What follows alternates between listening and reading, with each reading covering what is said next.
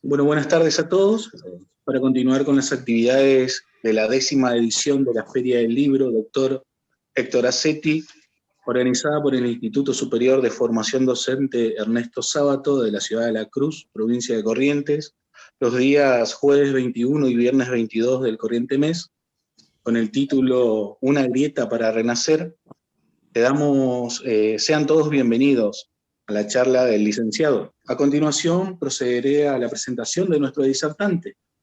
El señor Alfredo Montenegro es profesor de Historia, título otorgado por el Instituto Nacional Superior del Profesorado Dr. Joaquín González, licenciado en Ciencias Sociales y Humanidades, título otorgado por la Universidad Nacional de Quilmes, provincia de Buenos Aires.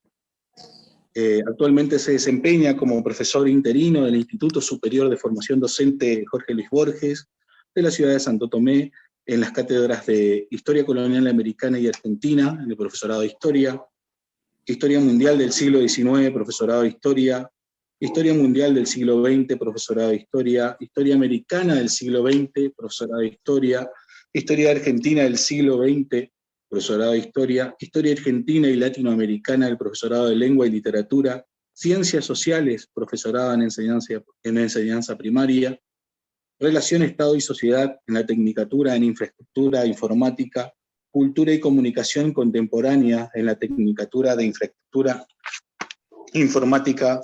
Fue disertante en la primera Feria del Libro de Santo Tomé Corrientes, tema San Martín, Güemes y Andrés, en el mayo de 2018, tallerista a cargo del taller de juegos de enseñar Ciencias Sociales los días 29 y 30 de junio del año 2017, en el programa provincial de formación docente continua Corrientes Educa, disertante de la 7ª Feria del Libro de la Cruz Corrientes, con el tema Andrés Guacurarí en su encrucijada histórica el 4 de octubre del año 2018, fue expositor en el tercer Congreso Correntino Sarmantiniano Corrientes el 5 de octubre de 2018, con el tema San Martín, Güemes y Andrés, la triple frontera de la independencia, miembro de la Asociación Sarmantiniana de Santo Tomé Corrientes, miembro de número de la Junta de Historia de la provincia de Corrientes desde mayo de 2019, miembro de la Comisión de Educación del Comité de Integración Fronteriza Santo Tomé-San Borja.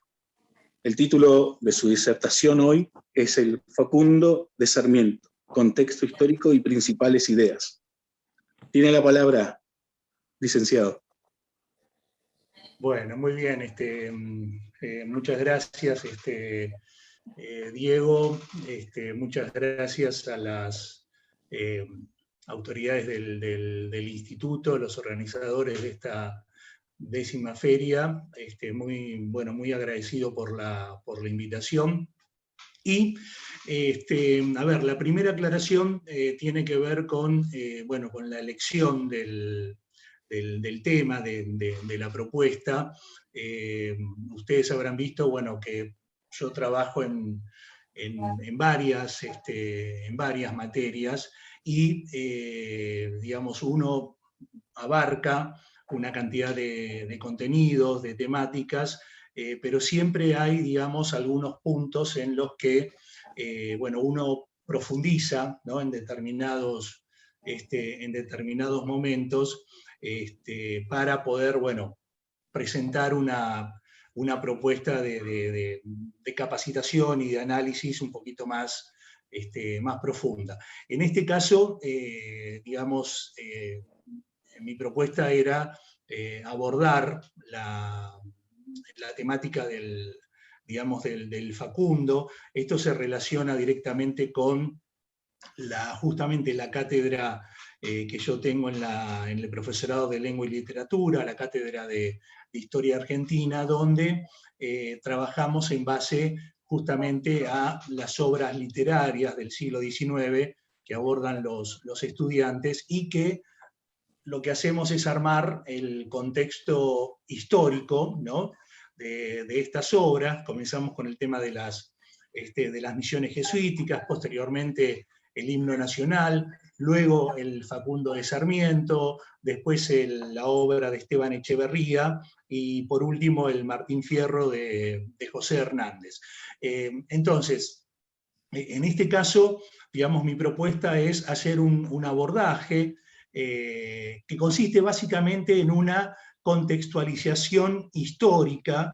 Yo lo que no voy a hacer es un análisis, digamos, desde el punto de vista literario, no simplemente, bueno, un análisis superficial en ese sentido, sino que vamos a profundizar en el contexto histórico del, digamos, del libro, digamos, de Sarmiento, y poder relacionar este contexto con algunas de las ideas que se esbozan en el libro y que les pueda servir a ustedes, estudiantes de lengua y de literatura, para justamente para poder tener, digamos, una mayor comprensión, ¿no? Encontrarle, digamos, un sentido vinculado al momento, ¿no? En el que Sarmiento escribe este libro que para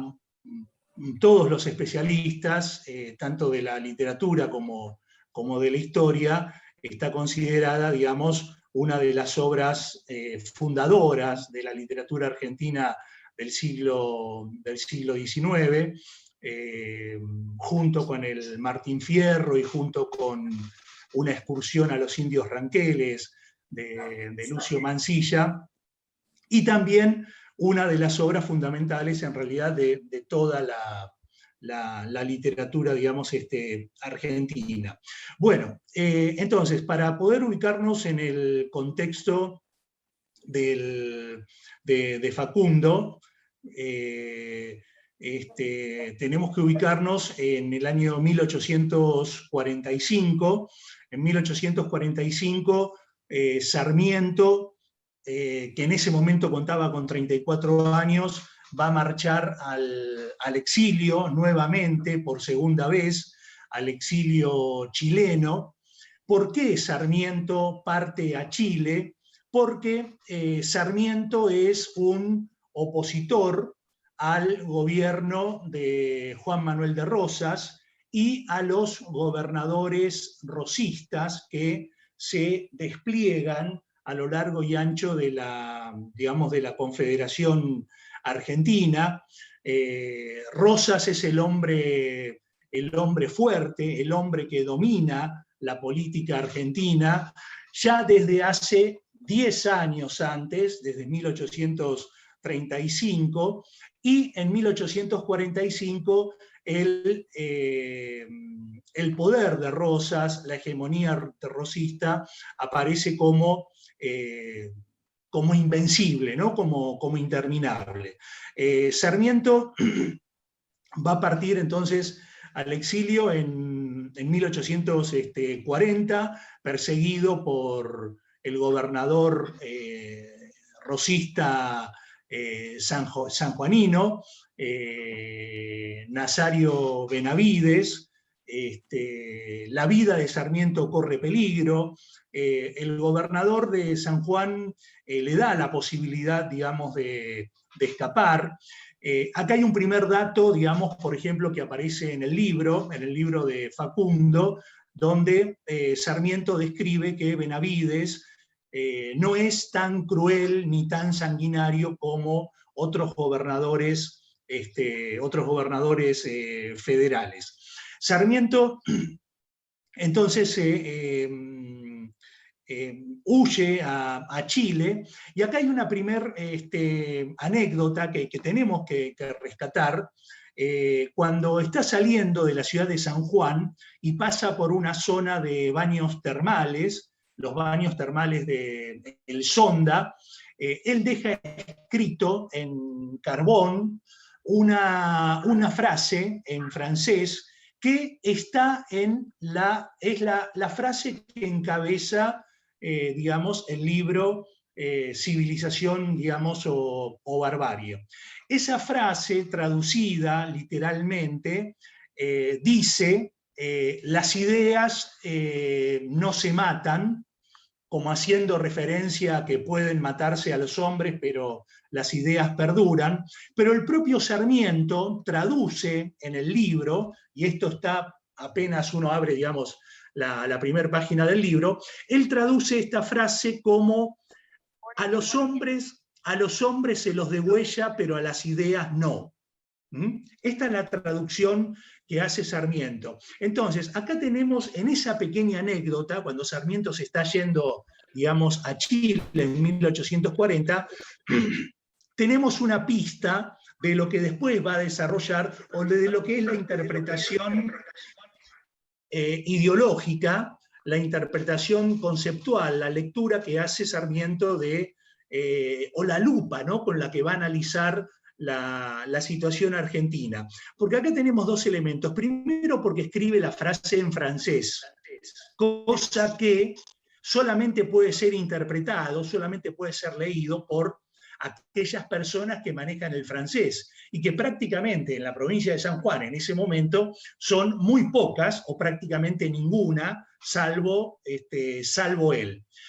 Lo que está haciendo Sarmiento es como marcar la limitación de aquellos a los que considera por fuera de la civilización, a lo que considera como parte de la barbarie, que digamos serían en este caso las fuerzas militares del gobernador Benavides, que lo están persiguiendo y controlando que Sarmiento efectivamente se retire del territorio argentino. Y por otro lado, una mirada romántica, en el sentido de que, bueno, a pesar de que los hombres sean degollados, sean asesinados, las ideas van a perdurar, lo que demuestra una fe digamos, en la fuerza de las ideas. Y al mismo tiempo hace una transposición local, porque la frase textual sería: las ideas no se matan, pero él dice: los hombres se podrán degollar,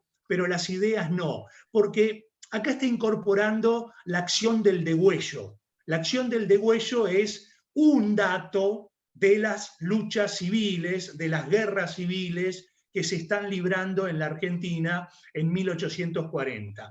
El degüello es una de las prácticas que Sarmiento después va a denunciar, y que denuncian los unitarios en general, respecto de cómo el rosismo ejerce su poder. Es decir, el gaucho federal, el mazorquero rosista, no fusila, sino que degüella, como se degüella, digamos, al ganado vacuno. Esto inaugura la obra, digamos, de Sarmiento. Sarmiento comienza a escribir entonces en 1845 en formato de folletín, en textos, digamos, que se van a publicar semanalmente en el diario El Progreso de Santiago de Chile, entre mayo y junio de 1845.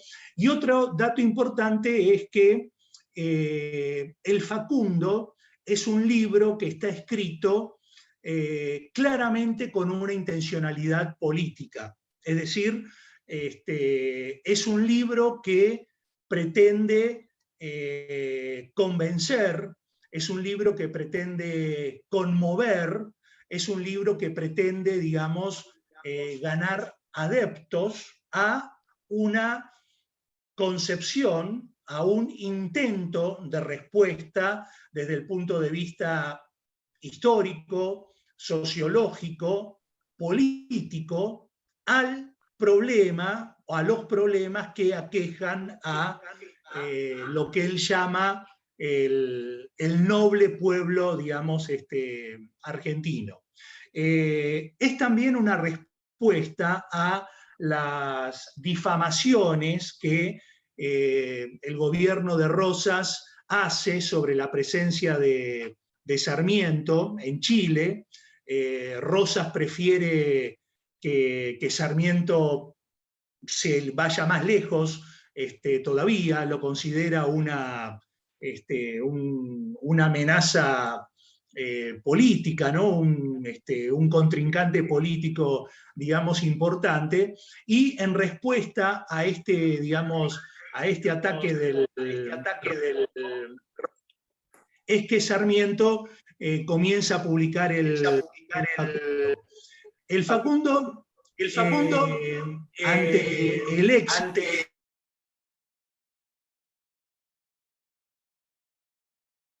A ver, ¿ahí se me escucha bien? Sí, correcto. Sí. Hay un eco. Bueno, el Facundo va a tener esta entrega, ¿no? Digamos, en forma de folletines semanales, va a tener un éxito, digamos, importante, principalmente entre el público, entre la intelectualidad y la dirigencia política chilena, por lo cual la editorial del propio diario El Progreso va a decidir transformarlo, digamos, en un libro. Al transformarse en un libro, el Facundo va a trascender los límites, digamos, del territorio chileno y se va a difundir fundamentalmente entre la dirigencia opositora, digamos, unitaria, que se encuentra, digamos, dispersa, tanto dentro de las provincias argentinas como en Chile, en Bolivia y también en, digamos, en Montevideo. En la introducción del Facundo, acá hagamos también otra aclaración. El título del libro es Civilización y Barbarie, vida de Juan Facundo Quiroga. Ese, digamos, es el primer título. Tiene un subtítulo que tiene que ver con aspectos físicos, costumbres y hábitos de la República Argentina. Y posteriormente, en la cuarta edición del libro, en 1874, Sarmiento va a decidir cambiarle el título y va a poner en primer lugar el nombre de Facundo y a continuación el concepto de civilización y barbarie. Acá hay otro elemento, también otro dato sobre el que quiero hacer hincapié, que es civilización y barbarie y no civilización o barbarie. Esto, por un lado, puede resultar paradójico porque se supone que civilización y barbarie son conceptos antagónicos, pero no es casualidad que en lugar de utilizar la O, Sarmiento utilice la I. Y ahora lo vamos a ver por qué. Sarmiento comienza invocando la figura de Juan Facundo Quiroga, caudillo federal riojano, un hombre que ya había muerto hacía 10 años, en 1835, había sido asesinado en una emboscada en el norte, digamos, de la provincia de Córdoba, y lo que pretende Sarmiento es que a partir de la reconstrucción, la recreación de la vida de Juan Facundo Quiroga, en realidad podamos encontrar una respuesta a lo que realmente lo desvela a Sarmiento, que es la figura y el gobierno de Juan Manuel de Rosas. Es decir, acá también encontramos algo paradojal, ¿no? La figura del libro es Juan Facundo Quiroga, sobre quien discurre, ¿no?, el texto, pero en realidad la preocupación de Sarmiento es poder explicar o poder entender, poder encontrar una respuesta a cómo se llegó a la figura de Juan Manuel de Rosas. Por eso, digamos, esta introducción célebre, ¿no?, del Facundo. Permítanme un segundito, que tengo mi Facundo, que ya está bastante desarmadito, pobre. Cuando Sarmiento comienza diciendo, en la introducción del libro: sombra terrible de Facundo, voy a evocarte, para que, sacudiendo el ensangrentado polvo que cubre tus cenizas, te levantes a explicarnos la vida secreta y las convulsiones internas que desgarran las entrañas de un noble pueblo. Tú posees el secreto, revélanoslo.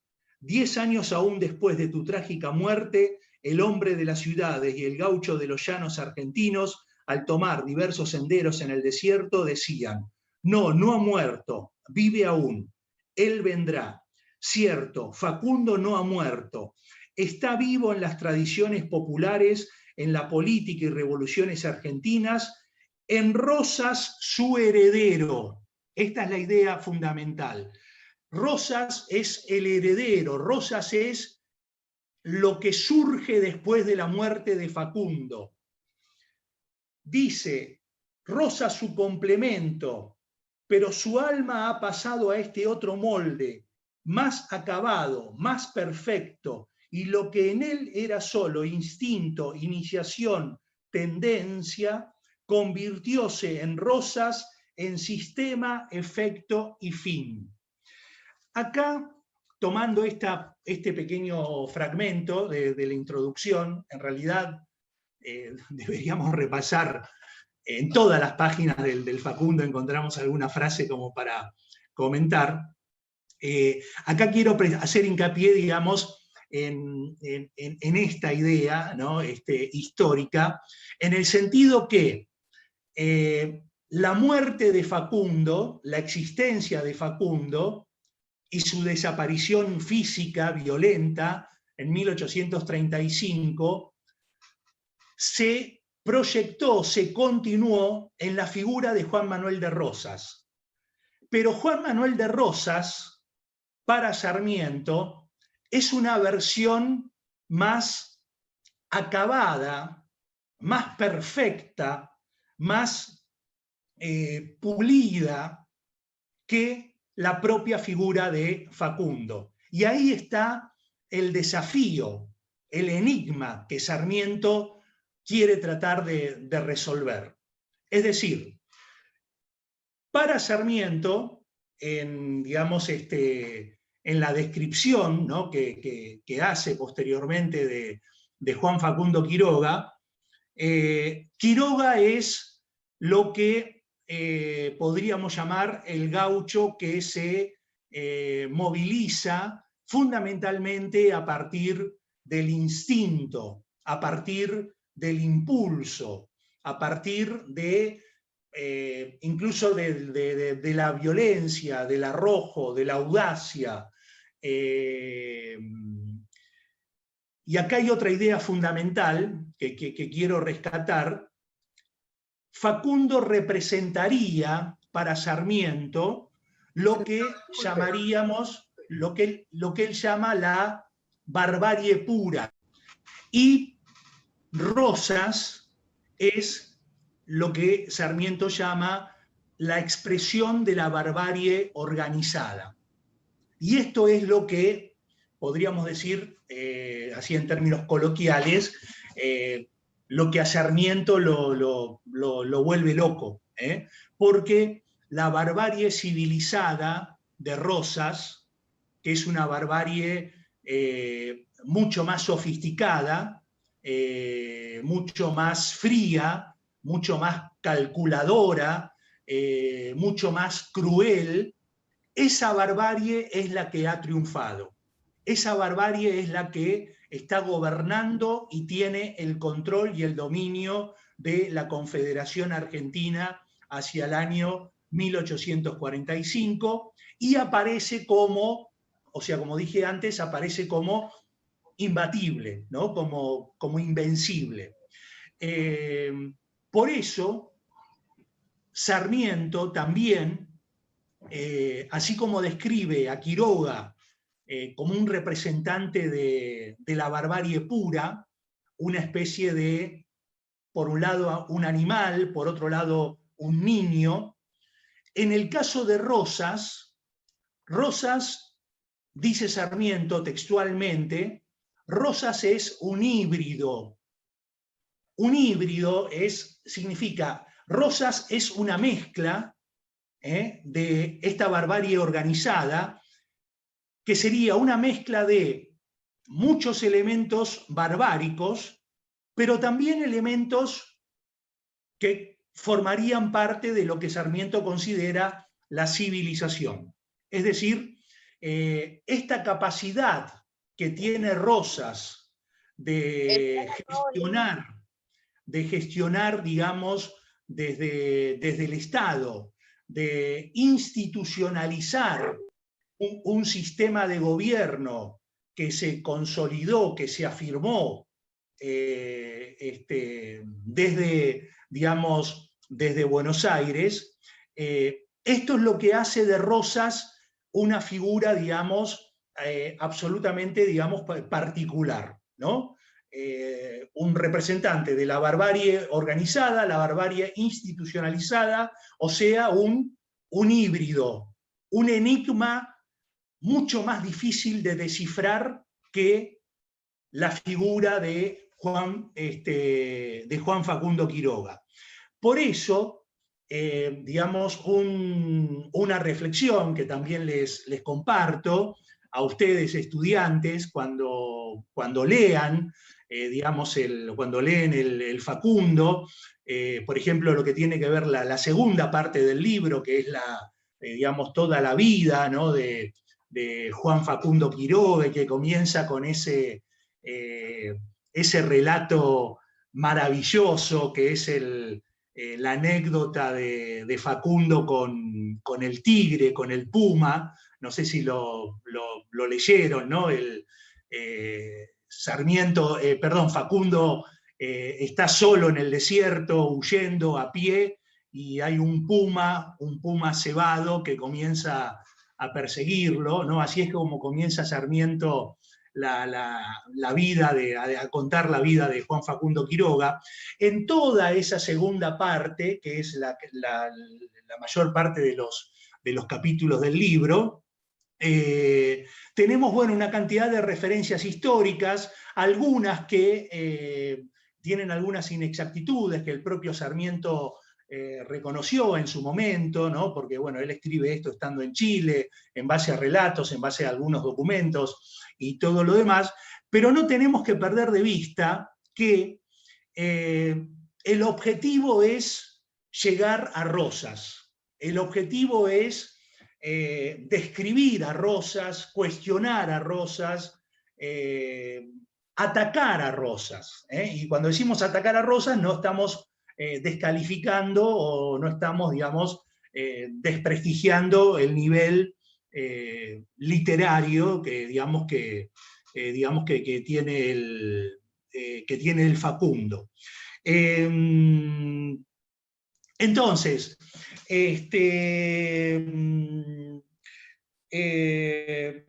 la otra preocupación que, digamos, desde el punto de vista histórico, que se plantea Sarmiento, es cómo, a partir de la Revolución de Mayo, una revolución que él describe como la Revolución de Mayo de 1810, como una revolución liberal, progresista, democrática, protagonizada por hombres que son ilustrados y que abrevaron en las ideas europeas, fundamentalmente las ideas de la ilustración francesa.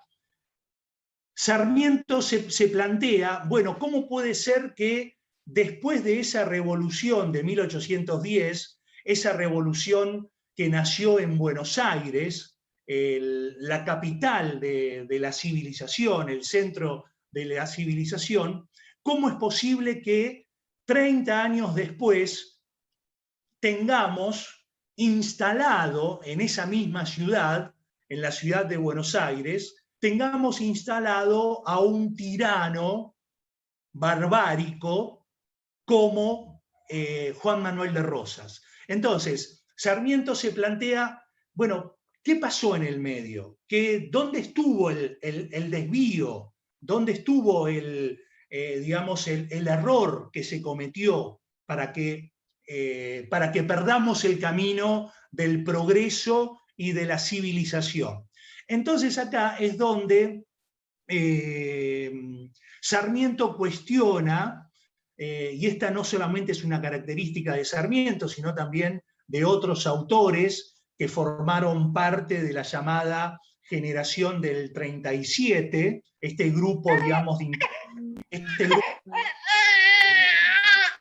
bueno, hay un niño que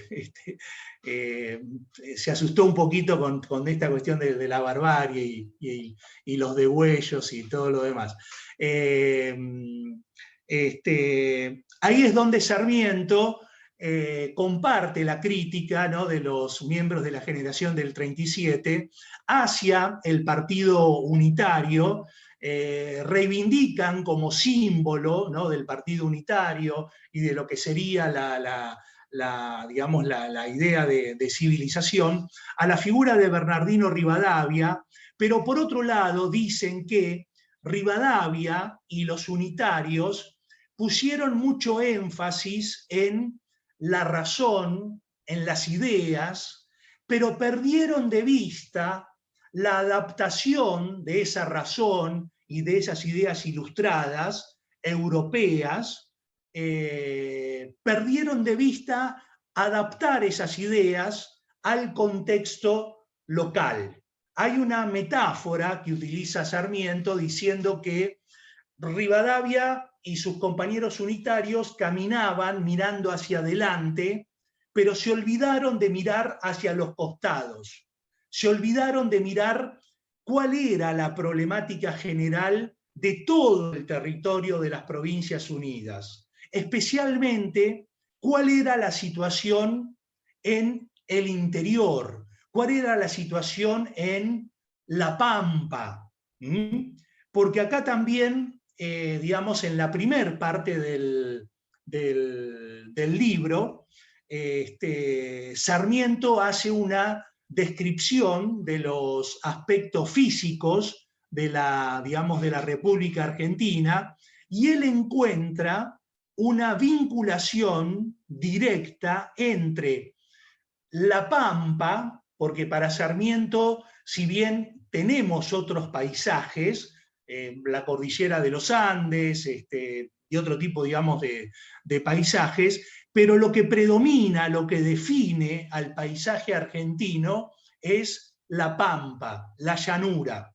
Y ese paisaje condiciona el surgimiento de un tipo social, de un actor social particular, que fue lo que los unitarios perdieron de vista para poder incorporar e integrar al proyecto civilizatorio.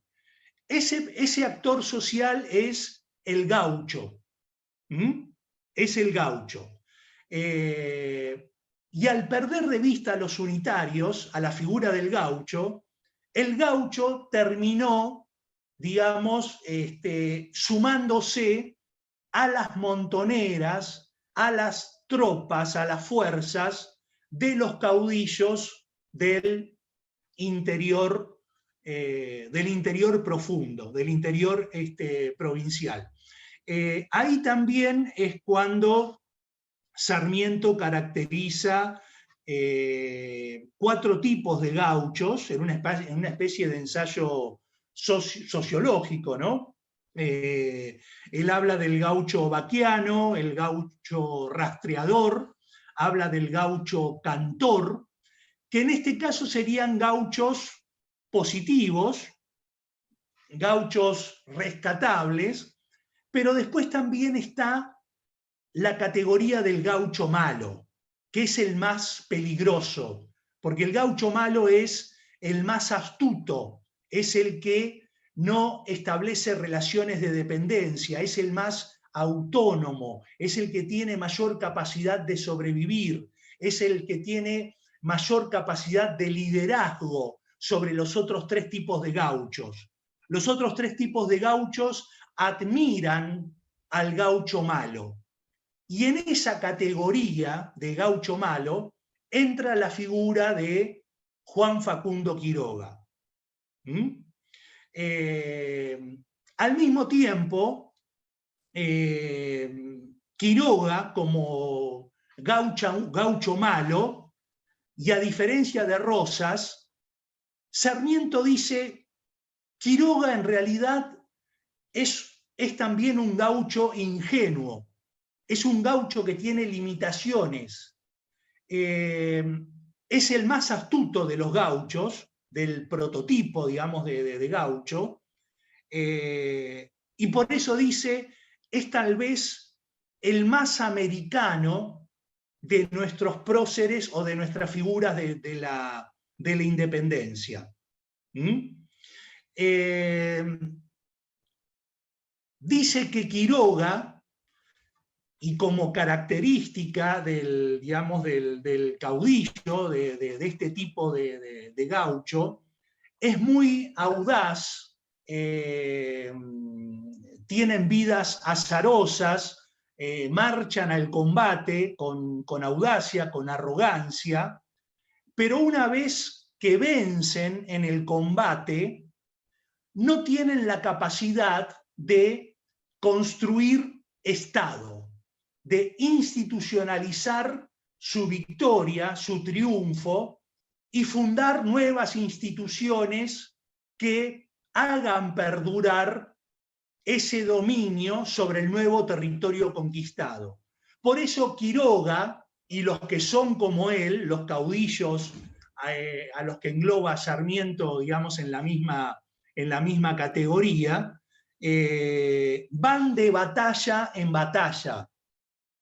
En cambio, van de batalla en batalla hasta que, por ejemplo, y él lo plantea y lo describe muy bien, hay un capítulo que recomiendo mucho por cómo está redactado, la belleza con la que está escrito, la descripción precisa, ¿no?, que hace, que es el capítulo de Barranca Yaco, el capítulo 13 del libro, digamos, en la segunda parte, que es cuando Sarmiento cuenta la muerte, ¿no?, cómo marcha Quiroga a la muerte, que también inmortalizó Jorge Luis Borges en ese poema, ¿no?, que dice el general Quiroga va en coche al muere, ¿no?, otra obra también para poder relacionar con toda esta temática. Quiroga es tan impulsivo que no puede evitar ir a la emboscada que le va a terminar provocando la muerte. En cambio, Rosas, y vuelvo un poquito a lo que había comentado antes, a Rosas no le va a ocurrir eso, y de hecho no le ocurre, porque Rosas tiene su característica bárbara, pero también tiene ese aspecto, digamos, propio de los hombres de la civilización, ¿no?, que yo ya mencioné.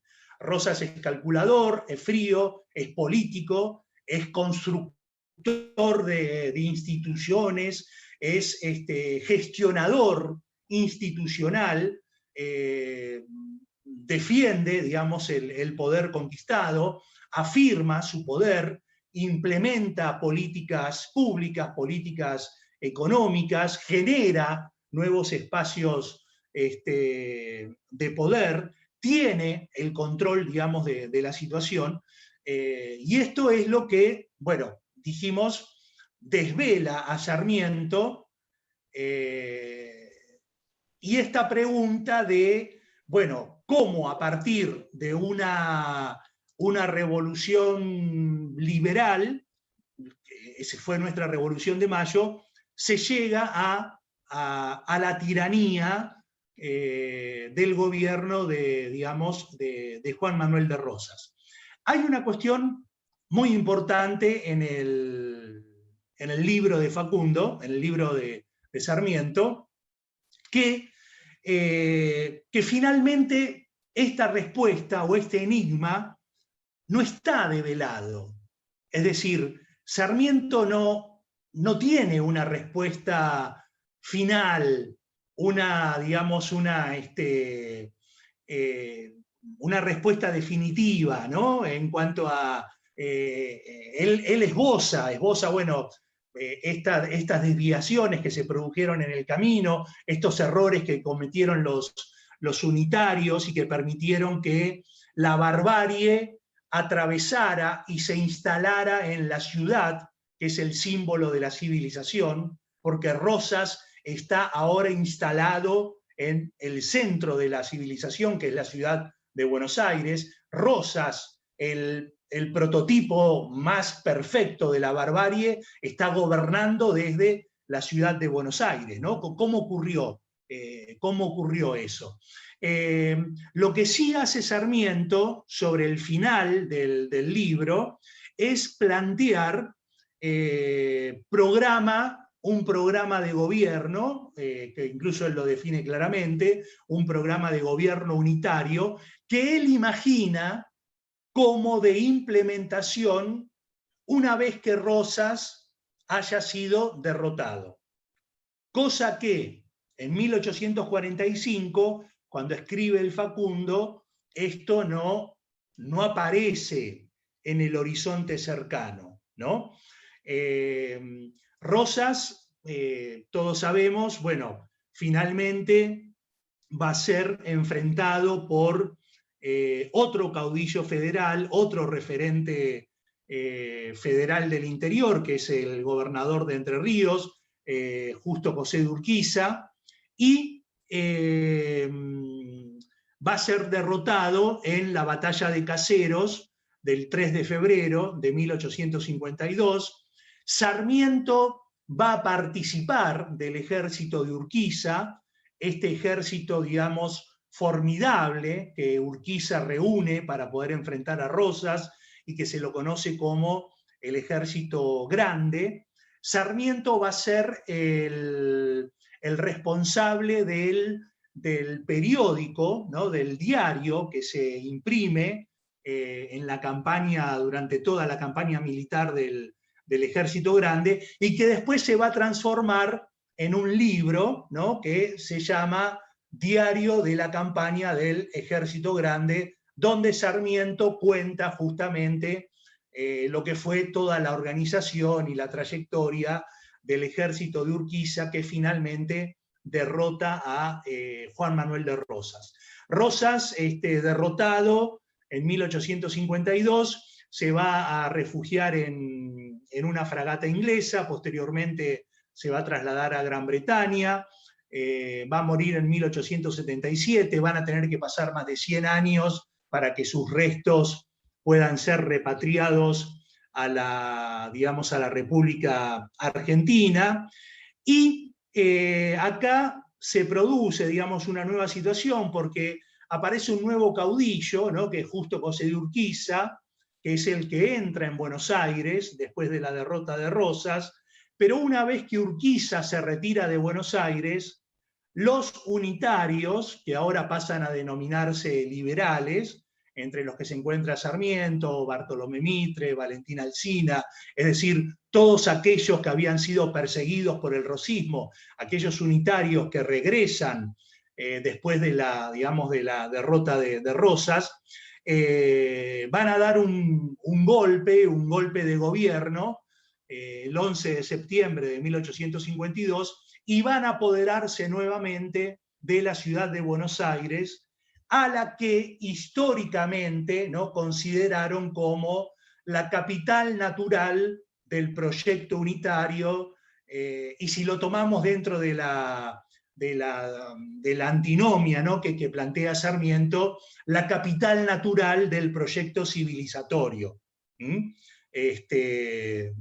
Por eso Buenos Aires va a volver a manos unitarias y liberales hasta la reunificación de 1862. Bueno, esto es una síntesis, tenemos otros aspectos. Cierro con una idea, por si hay alguna pregunta, alguna cuestión. Civilización y barbarie se supone que habla de estos dos aspectos, ¿no? Pero en realidad el libro termina hablando más de la barbarie que de la civilización.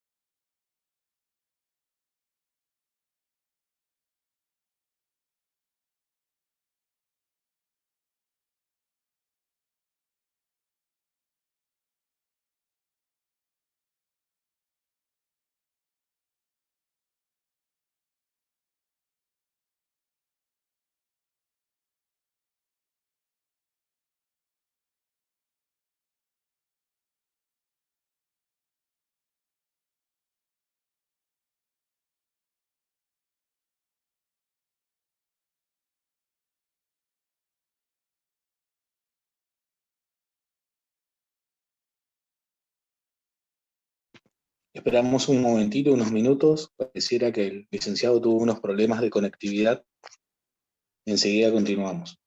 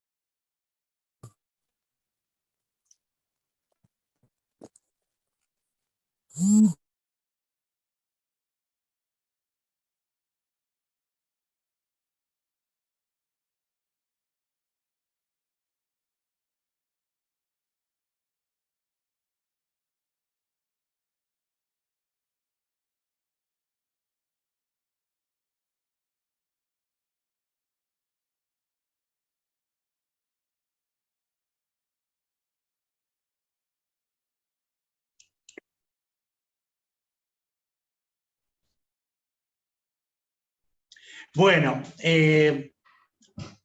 disculpen la interrupción, tuve un corte, tuve un problemita acá. Consulto, bueno,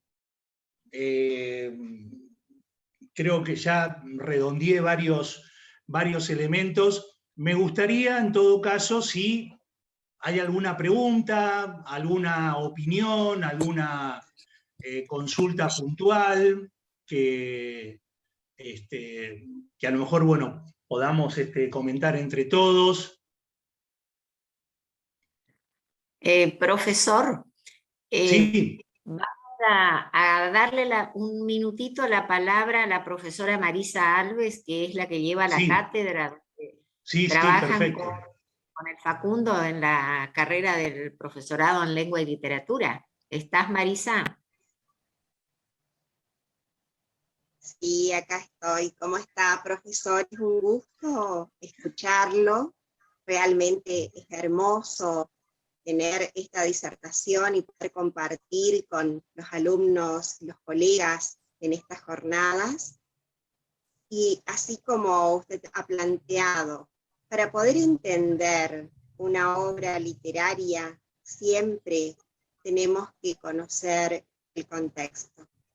Poder reconocer estas líneas que atraviesan toda la historia del siglo XIX y que se van a mostrar, por supuesto, a partir de una construcción literaria en una obra tan fundamental y tan valiosa como el Facundo, realmente son complementarias, son ideas que necesitamos seguir uniendo para poder comprender mejor ese cimiento, esa base, esa estructura sobre la cual después se levanta ese monumento formidable. Así como usted mencionó, nosotros en Facundo lo que hacemos es poder analizar determinados rasgos, profundizando esta dicotomía civilización-barbarie a través de los recursos estilísticos, retóricos, literarios, que también, como usted mostró en su disertación, Sarmiento manejaba muy bien, porque además de ser un genio en cuanto a lo político, a lo ideológico y tener muy claro su objetivo en ese campo, también tenía una gran potencia desde lo literario. Y en este sentido, por ejemplo, la composición de los personajes, las descripciones, las anécdotas, las escenas, como esa del tigre, nos permiten hablar inclusive de rasgos novelescos, y las características románticas también se visualizan muy bien. Muchísimas gracias por esta disertación. Yo sé que a todos nos ayudó muchísimo a comprender este contexto, y así como decía Borges, ese Facundo erigido por Sarmiento se nos vuelve el personaje más memorable de nuestras letras. Por eso todavía hoy seguimos apreciando esa potencia creadora, pero con esa profunda raíz ideológica, sociocultural e histórica. Muchas gracias, profesor. Bueno, sí, hay fragmentos, por eso yo no quiero entrar, digamos, en la cuestión de lo que es el análisis literario específico o el tipo de género, ¿no? En general, desde la historia, bueno, la caracterización que se hace se trata de un, porque tampoco se lo puede definir exactamente como un ensayo, tiene partes de ensayo, partes noveladas, o también como un ensayo propio del romanticismo histórico, ¿no? También como se lo clasifica, pero más allá de la clasificación, ¿no? que le podamos dar, es un libro que realmente tiene pasajes que se disfrutan muchísimo desde lo literario. Yo acá había hecho una pequeña selección, ¿no?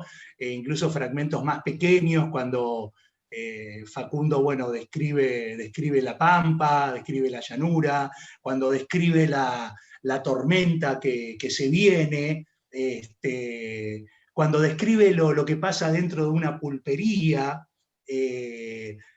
digamos que ahí uno se deja llevar justamente por esa belleza literaria, ¿no? Que lo transporta a uno a ese lugar, a ese momento, más allá de la clasificación específica, ¿no? que le podamos dar. Y también es importante esta cuestión de la contextualización, de la valorización de la obra, sin caer, ¿no? digamos, en una dicotomía de de bueno o de malo, ¿no? Porque la figura de Sarmiento, por un lado a partir de este libro de Facundo, es también, digamos, generadora de debates, de polémicas, donde a veces se encuentran posturas, digamos, un tanto determinantes, tanto a favor como en contra. A mí me parece que lo fundamental es tomar digamos, el cuadro completo, la contextualización, y aparte porque tiene que ver con ese Sarmiento de ese momento. Tenemos varios Sarmientos a lo largo de la vida de Sarmiento, ¿no? Este es el Sarmiento que con 34 años siente, ve las cosas, digamos, de esta manera, si bien hay una coherencia, ¿no?, en ideas fundamentales a lo largo de toda su vida, pero tampoco fue, digamos, la misma persona o el mismo pensador o el mismo político a lo largo de toda su vida, ¿no? Porque, digamos, también las propias circunstancias históricas van modificando al personaje. Entonces, digamos, tenemos este Sarmiento, que es el que escribe, bueno, esta obra fundamental, desde lo literario y desde lo histórico, ¿no? Así es. Así que, este Sarmiento tan batallador, ¿no? Pero que a la vez escribe tan bien, que nos sigue emocionando, nos sigue conmoviendo. Entonces sí, la cuestión genérica puede ser abordada desde diferentes ángulos, y eso es justamente lo que aporta a la riqueza de la obra, que es objeto de debate. Si nosotros tenemos en cuenta la intencionalidad, indudablemente vamos a ir hacia el ensayo, desde el punto de vista del deseo de argumentar y de convencer, pero también hay elementos que tienen que ver con la narrativa, como estrategias, como recursos discursivos, y que también la descripción, ese cuadro de costumbres, los caracteres, todo va sumando para que uno diga, es un hermoso collage, un hermoso monumento literario, pero como decíamos, basado en la historia, en este contexto histórico que tenemos que conocer para poder entender mejor estas ideas. Siempre charlamos con los alumnos que tenemos que entender esas ideas que aparecen para construir ese universo literario, teniendo en cuenta el contexto en que se forjaron, por qué surgieron, por qué se escribió esa obra en ese momento, de esa manera. Eso es lo que también ayuda a comprender y poder hacer un mejor análisis del texto. Muchísimas gracias, profesor, por su tiempo y por su hermosa disertación.